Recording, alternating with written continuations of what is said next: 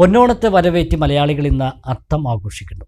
അത്തം പിറന്നാൽ പിന്നെ ഓണത്തിൻ്റെ ദിവസങ്ങളാണ് മലയാളിക്ക്. മുറ്റത്ത് പൂക്കളം ഒരുക്കി മാവേലി മന്നനെ വരവേൽക്കാനുള്ള ഒരുക്കങ്ങളും ഓണാഘോഷങ്ങളുമൊക്കെ അത്തത്തോടെ തുടങ്ങും.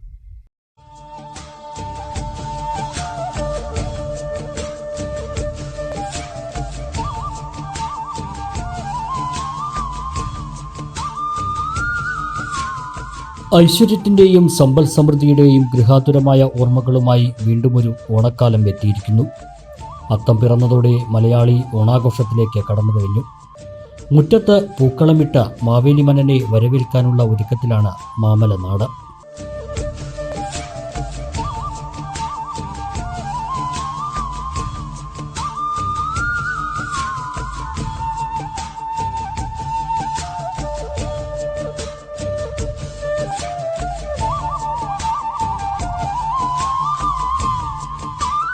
കള്ളവും ചതിയുമില്ലാത്ത മാലോകരെല്ലാം സന്തോഷത്തോടെയും സമൃദ്ധിയോടെയും ഒരുപോലെ വാണിരുന്ന നാടിൻ്റെ മധുര സ്മരണകളാണ് ഓണം സമ്മാനിക്കുന്നത്.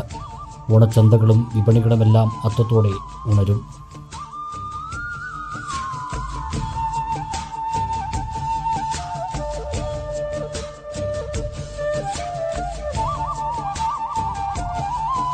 ലോകമെമ്പാടുമുള്ള മലയാളികളെ ഓണം പോലെ ഒരുമിപ്പിക്കുന്ന മറ്റൊരു ഉത്സവമില്ല. സമ്പന്നമായ സംസ്കൃതിയുടെ നിറവിൽ ഓണത്തെ സമൃദ്ധമാക്കാനുള്ള ഓട്ടപ്പാച്ചിലാവും ഇനിയുള്ള 10 നാൾ. അത്തം 10-ന് മലയാളി പൊന്നോണം ആഘോഷിക്കും.